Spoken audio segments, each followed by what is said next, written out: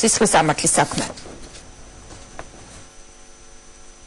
ემიგრანტები არჩევნებში ხმის მიცემის უფლებას ითხოვენ. უცხოეთში მყოფმა საქართველოს მოქალაქეებმა პეტიცია გამოაქვეყნეს, სადაც საგარეო საქმეთა მინისტრის ბრძანებას აპროტესტებენ და საკუთარი კონსტიტუციური უფლების აღდგენას არჩევნებში მონაწილეობის მიღების უფლებას ითხოვენ.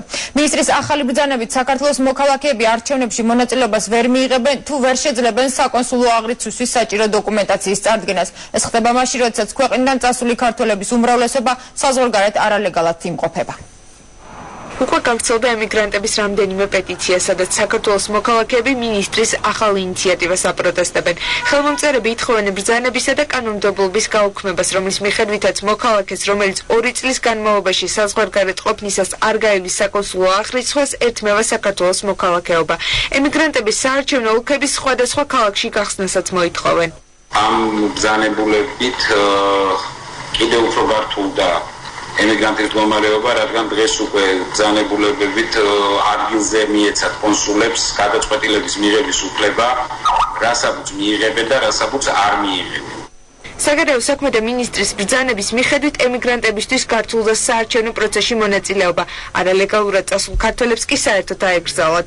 მათი უფლებების დასაცავად ორგანიზაციამ საქართველოს ხმასამართლიანი არჩევნებისთვის პეტიცია გამოაქვეყნა და მინისტრს ღია წერილითაც მიმართა, რომელშიც ნათქვამია, რომ საკონსულო აღრიცხვის წესი არალეგალურად წასული ემიგრანტების კონსტიტუციურ უფლებებს ლახავს.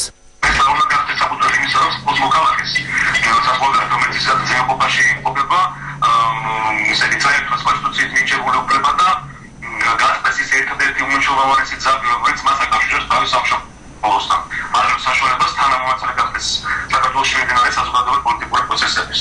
ეს ყველაფერი ხდება იმ ფონზე, როდესაც ჩვენი პარლამენტი ერთი თვის წინ იღებს გადაწყვეტილებას, რომ უცხო ქვეყნის მოქალაქეებს ანიჭებს აქტიურ საარჩევნო უფლებას. ანუ ხედავთ რას, რომ პრინციპში ხედავთ ჩვენი ხელისუფლების დამოკიდებულებას საკუთარი ხალხისადმი, რომ საარჩევნო ტექნოლოგიების მკვლევარი კახი კახიშვილი მიიჩნევს, რომ მინისტრის ბრძანებულებას ერთადერთი მიზანი ჰქონდა არჩევნებზე ოპოზიციური ხმების დაბლოკვა.